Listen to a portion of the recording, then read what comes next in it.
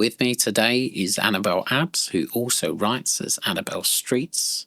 She walks not only through landscapes, but through history, memory, and the quiet corners of the mind. Annabel's books, from Windswept to 52 Ways to Walk, are invitations to wander, to listen to the world beneath our feet. Her latest work, The Walking Cure, is a lyrical journey through science and story, showing how the simple act of walking can restore the soul, stir the imagination, and reconnect us to the places we've forgotten to see. I'm your host, Michael Schilling, and let's get into that interview right now. London has been given the first ever national park city status. London, the world's first national park city. Come and enjoy, because life's too short, really and truly.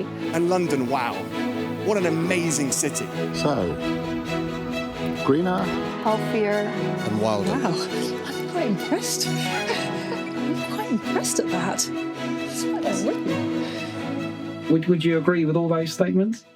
Yes. Yeah. I would actually.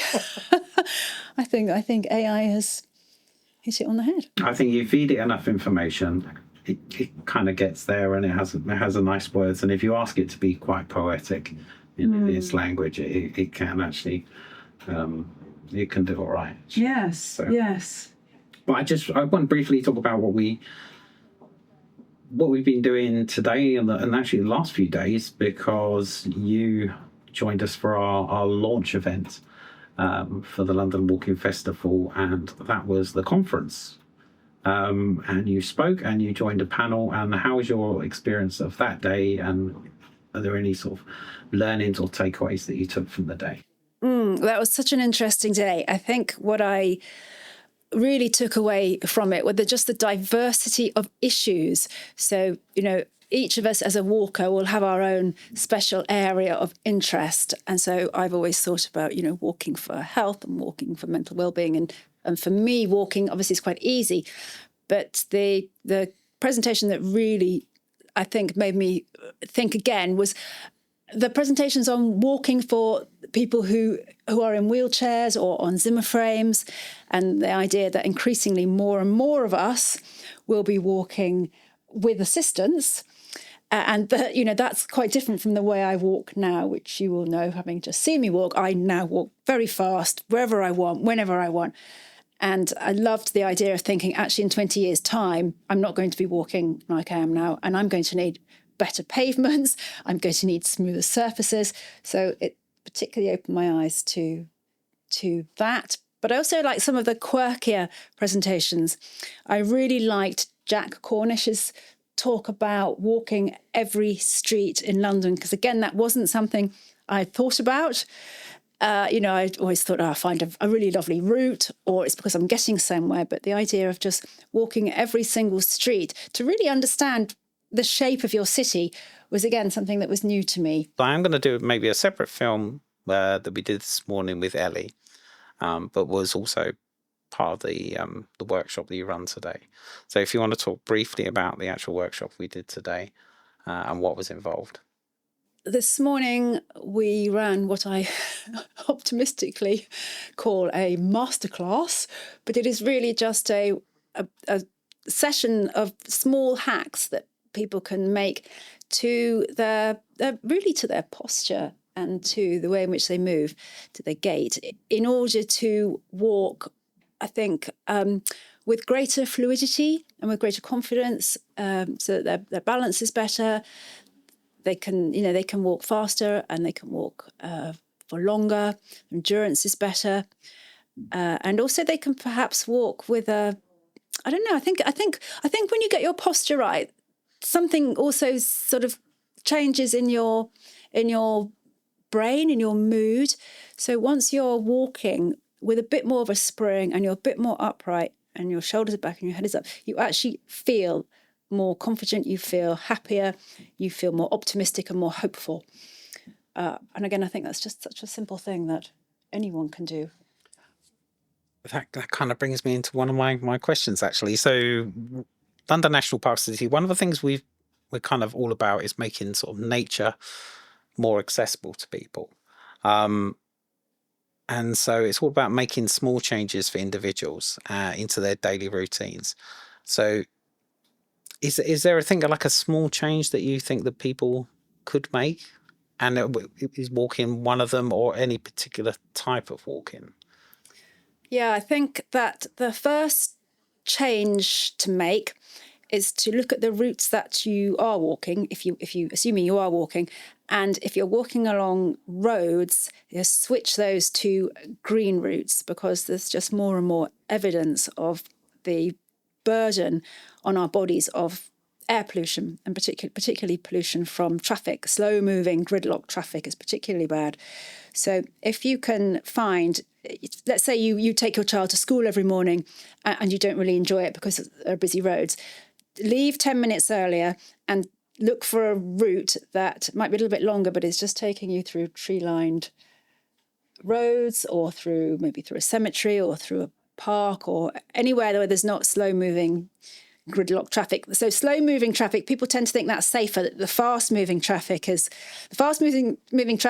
the most stressful, but the slow-moving creates a build-up of pollution, which of course then we're breathing in. So that's what I would always avoid. So an app like Go Jauntily will find you a green route is something that I would recommend. I would also say to everyone, a lot of people say I haven't got time to walk, and that was me once upon a time. So what I did was I put a little note in my car window, because my car sits outside my house, and the little note said, "Do I really need to drive?" And that meant that every time I went to my car door and was about to open it, I would look at this, I would see this little sign to myself, and I would just pause and think, actually, no, I don't. I can do this on foot. And the second thing I would say is, look at your day and try and calculate whether there are places, perhaps you always take the tube or a bus to work, or on the school run. See if you can get off a bit earlier and go through a park, and use your map or your Go Jauntily app to find the greenest bit of that route, and then hop off there and do it on foot. I'm a big fan of that. And this morning, as I stood in a queue at Vauxhall Station trying to go underground, just to go 4 or 5 stops, when maybe it's a 40-minute walk. I was regretting not doing the 40-minute walk. One of the things I always quite like about walking is sort of unexpected inspiration, and kind of going off on a different route and being inspired by things that you weren't expecting. Is there any, I think more relating to London, that any favourite routes or any walks that was sort of an unexpected inspiration to you? Well, lots. For every walk in London, if you haven't done it before, is an unexpected inspiration. Literally every walk, because we're so lucky in London to have amazing green spaces and so much history, and so much artwork, whether that is a bit of really sort of artistic graffiti or a mural, or whether that's a sculpture. But I really like walking around the city, which is not everyone's first choice. But the city, I suppose because it's so old, it's full of these, tiny, tiny little alleyways. There are little strange little underground routes you can take. So recently I took a journalist from The Guardian, and she said to me, "Oh, I know London so well, you're not going to be able to surprise me." And I really wanted to surprise her. And in the end, I thought, well, I'll just do the route that is my favourite, which is a route in the city that follows Christopher Wren's churches. And, when you follow that route and you go down, sometimes there's one little part where you go down into a crypt, and there's a door at the end of the crypt, which of course no one ever opens. But if you do open the door, it goes through into another crypt, and then you can sort of pop up. And when I took her through that door, she, her eyes were on stalks. She had no idea that you could go underground and do parts of your walk even underground, and then pop up and go into some strange little ancient alleyway that ends with some strange little, 16th century pub tucked away in a corner. So the city would be my number one choice. There's not much green there. But again, if you walk from the city down Fleet Street and then get into Temple Gardens, which are the gardens of the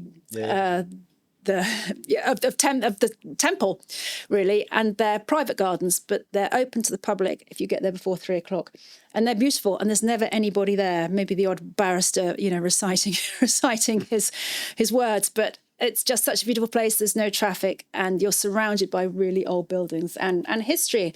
And London is brilliant because a lot of the history is written up for you. You know, someone has come along and stuck a plaque on a wall or written a little panel so that you can just stand there and read about, you know, the first judge to do this or the first bishop to do that. There's obviously lots of studies about the kind of mental health benefits of walking in green space. But I think, if I remember correctly from Friday, people were also talking about the kind of benefits of just walking in the city.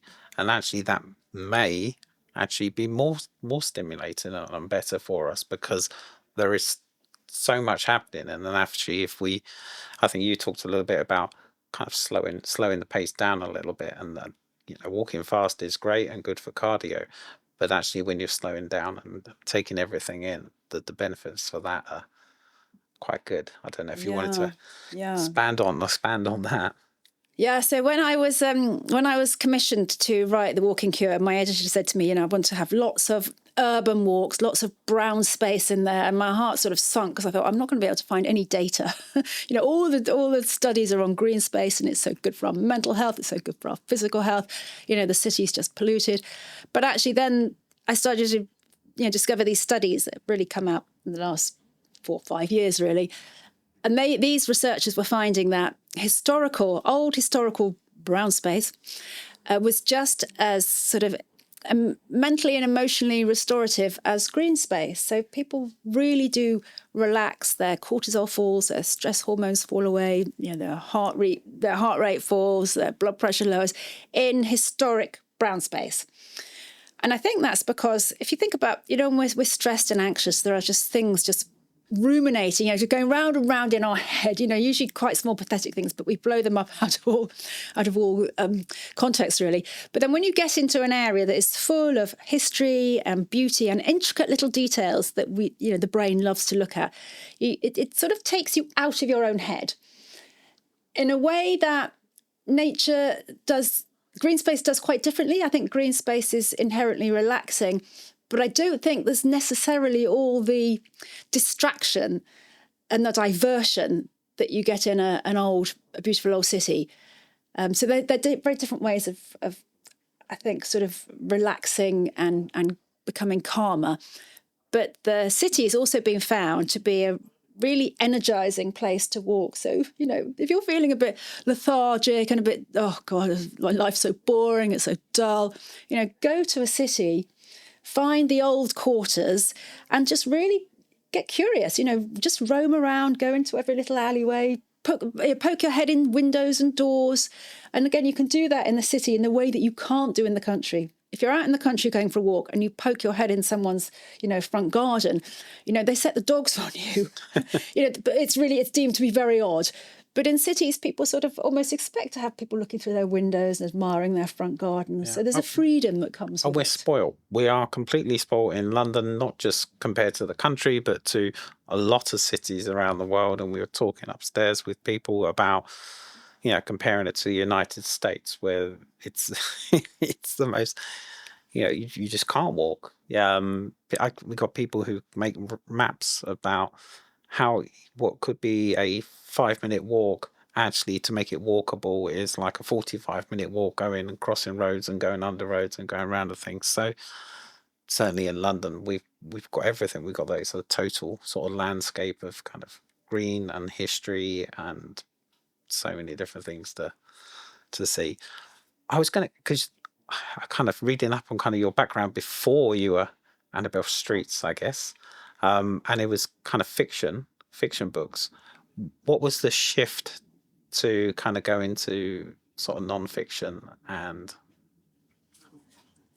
walking and these sort of... Yeah, so I had written three novels, 3 works of fiction, and I really wanted to write about women walking, and I got a real bee in my bonnet because I used to go into Waterstones and look at the sort of nature writing and the walking writing, and they were all books by men writing about, how they could just wander around on their own, and it was just marvellous, sort of the Robert Macfarlane, now referred to as the lone white male walker. And I was just struck that was such a different way of walking, and that most women never got that chance, really. But then I started doing some research, and I found that actually lots of women have always walked out in the wild, for days on end, just like Robert Macfarlane, with a sense of liberation. I thought, we've lost something. So I just came up with the idea that I was going to write about these sort of walking women of the past, and my editor said that's a fantastic idea, and it went to auction. The book idea went to auction, so there was obviously a need for a book like this. There are obviously no other books about women walking. So then I started literally walking that book, because I walked all their routes to try and understand why they were walking and how they had the courage to do that. Was there a favourite? Yeah, well, I'm very, very fond of Nan Shepherd. Oh, yeah. The Scottish walker. Is she the barefoot one? She does go barefoot. Yeah, she does all sorts of things. She sleeps out. She has animals, birds crawling up her arms. She walks at night. Yes, often barefoot.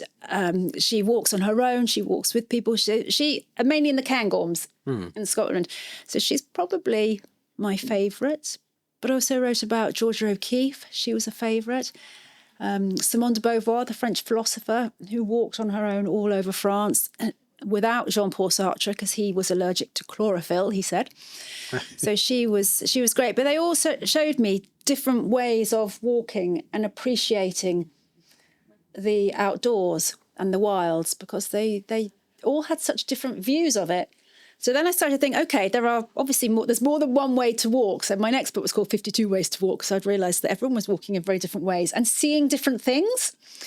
And some were walking, and it was about, speed and getting to the top first. That was Simone de Beauvoir. And then someone like Nan Shepherd, it was just all about smelling and touching. So under Georgia O'Keeffe, it was all about seeing and then being inspired for her paintings. So I loved all that. So then the second book was born, and now the third book is slightly different. I like the way, because I recently finished 52 Ways to Walk, but I feel like I should read it week by week, because I like the way that you can kind of follow it through the seasons, and it could be a kind of chapter a week, and do it that way. But yeah, let's talk about the Walking Cure. What sort of direction does that take?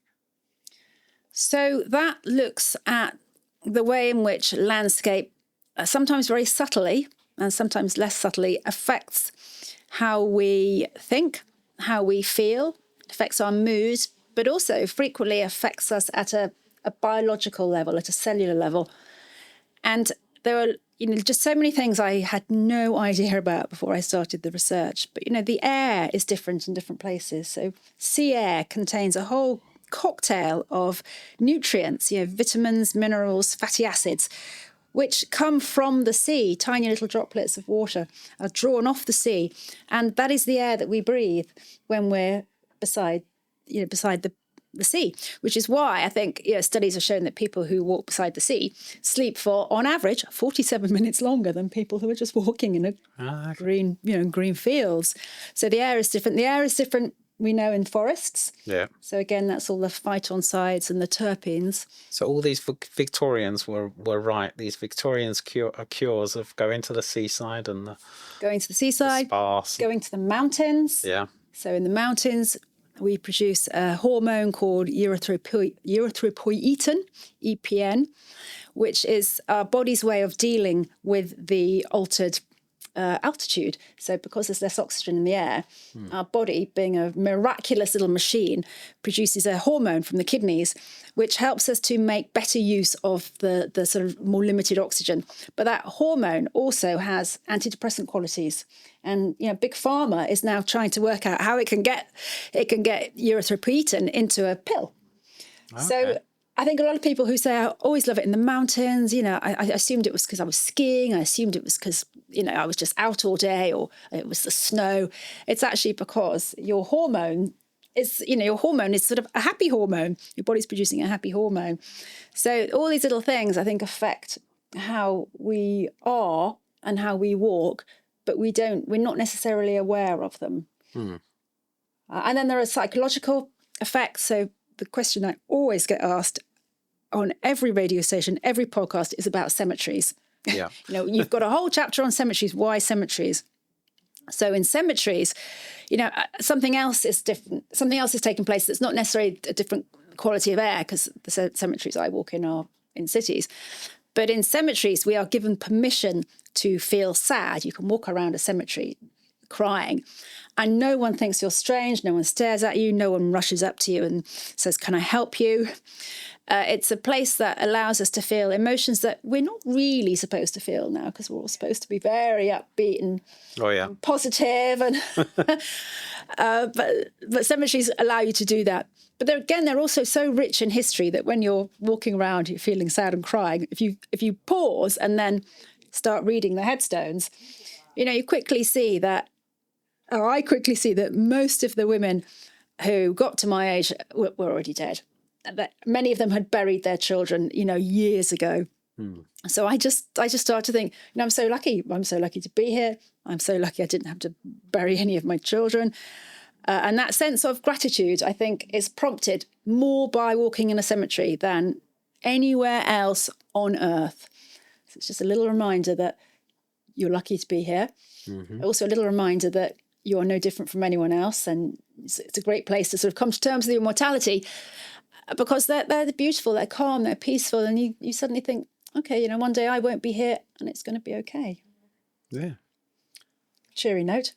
I think that is quite a nice little cheery note to finish off on. You've been very generous with your time today. Thank you very much. Come and enjoy, because life's too short, really and truly. And London, wow, what an amazing city. So, greener, healthier, And wilder.